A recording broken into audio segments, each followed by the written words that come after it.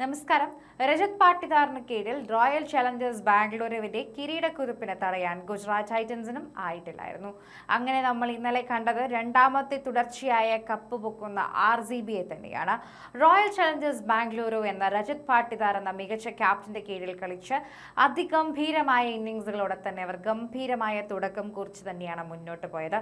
ആദ്യം പരാമർശിക്കേണ്ടത് അവരുടെ ബൗളേഴ്സിനെ തന്നെയാണ്. കാരണം ആദ്യം തന്നെ ഗുജറാത്ത് ടൈറ്റൻസിന്റെ ഓരോ തലവന്മാരെയും കെട്ടുകെട്ടിക്കുകയായിരുന്നു ബൗളേഴ്സ് ചെയ്തത്. പ്രത്യേകിച്ച് ഗില്ലിന്റെ പുറത്താവൽ വളരെയധികം തന്നെ അവർ പ്രതീക്ഷിക്കുകയും അവർ ആഘോഷമാക്കുകയും ചെയ്ത ഒന്ന് തന്നെയാണ്. അതിനുശേഷം വിട്ടുകൊടുക്കാതെ മുൻപോട്ട് പോയ 8 വിക്കറ്റുകളും നമുക്ക് മറക്കാനാകില്ല. പെട്ടെന്ന് തന്നെ കളി തീരുമെന്ന് തോന്നിപ്പോയ ഒരു നിമിഷമുണ്ടായിരുന്നു. എങ്കിലും 20 ഓവർ GT കഷ്ടിച്ച് തന്നെ അവർ വളരെയധികം പ്രയാസപ്പെട്ട് മുൻപോട്ട് പോയി എന്ന് പറയാം. കഴിഞ്ഞ വർഷം പഞ്ചാബ് കിങ്സ് ആണ് RCBക്ക് മുന്നിൽ മുട്ടുമടക്കിയതെങ്കിൽ ഇത്തവണ GTയുടെ ഊഴമായിരുന്നു നമ്മൾ കണ്ടത്. 5 വിക്കറ്റിന് മിന്നും ജയത്തോടെ തുടരെ രണ്ടാം തവണയും RCB ട്രോഫിയിൽ തങ്ങളുടെ പേര് വീണ്ടും എഴുതി ചേർത്തു. ക്യാപ്റ്റൻ എന്ന നിലയിൽ ശുഭ്മൻ ഗില്ലിന്റെ കന്നി IPL ഫൈനൽ കൂടിയായിരുന്നു ഇത്. പക്ഷേ GTയെ കിരീടത്തിലേക്ക് നയിക്കുന്നതിൽ അദ്ദേഹം പരാജയപ്പെട്ടു. ഇത്തവണ ഫൈനലിൽ GTയുടെ തോൽവിയിൽ ഏറ്റവും സന്തോഷിക്കുന്ന ഒരാൾ മലയാളി സൂപ്പർ താരം സഞ്ജു ആയിരിക്കും, അല്ലെങ്കിൽ സഞ്ജുവിന്റെ ആരാധകരായിരിക്കും. ഇതിന് കാരണമുണ്ട്. യഥാർത്ഥത്തിൽ ഈ IPL ഫൈനൽ ഇന്ത്യൻ T20 ടീമിലേക്കുള്ള ശുഭ്മൻ ഗില്ലിന്റെ ഒരു ചവിട്ടുപടി കൂടിയായിരുന്നു. അതിൽ അദ്ദേഹം അവസാന നിമിഷം കാലിടറി വീഴുകയുമായിരുന്നു.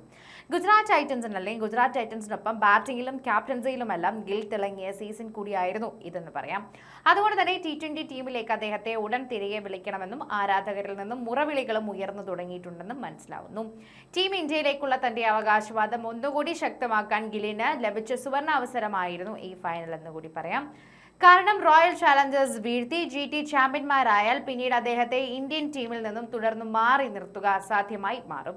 കാരണം IPL വിന്നറായ ഒരു നായകനെ എന്തുകൊണ്ട് മാറ്റി നിർത്തിയെന്ന് ചോദ്യങ്ങൾ ഉയരും. പക്ഷേ GT IPL ജേതാക്കളില്ലെന്ന് മാത്രമല്ല, ഫൈനൽ ബാറ്റിംഗിലും ഗിൽ ഫ്ലോപ്പായി തീർന്നിട്ടുണ്ടായിരുന്നു.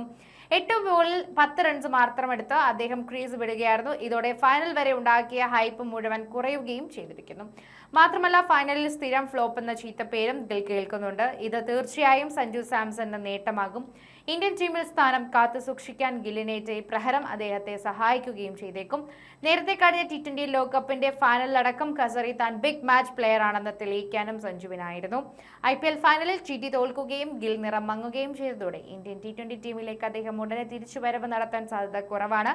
എന്നാൽ കലാശക്കളിയിൽ ഗിൽ ക്യാപ്റ്റന്റെ കളിയിൽ കെട്ടുകഴിക്കുകയും ഗുജറാത്ത് ജേതാക്കളാവുകയും ചെയ്തിരുന്നുവെങ്കിൽ ചിത്രം മാറിയനെ. കഴിഞ്ഞ വർഷം സെലക്ഷൻ കമ്മിറ്റിക്ക് BCCക്കുമെല്ലാം ഗില്ലിനോടുള്ള ഒരു പ്രത്യേക താല്പര്യം കാരണം 8ന്റെ പണി കിട്ടിയ താരം കൂടിയായിരുന്നു സഞ്ജു. 2025 ഏഷ്യ കപ്പിലൂടെ T20 ടീമിലേക്ക് വൈസ് ക്യാപ്റ്റനായി തിരിച്ചു വിളിക്കപ്പെട്ട ഗില്ല് പിന്നീട് ഡിസംബറിൽ സൗത്ത് ആഫ്രിക്കയുമായുള്ള പരമ്പര വരെ മുഴുവൻ T20കളിലും ഓപ്പണറാവുകയും ചെയ്തു.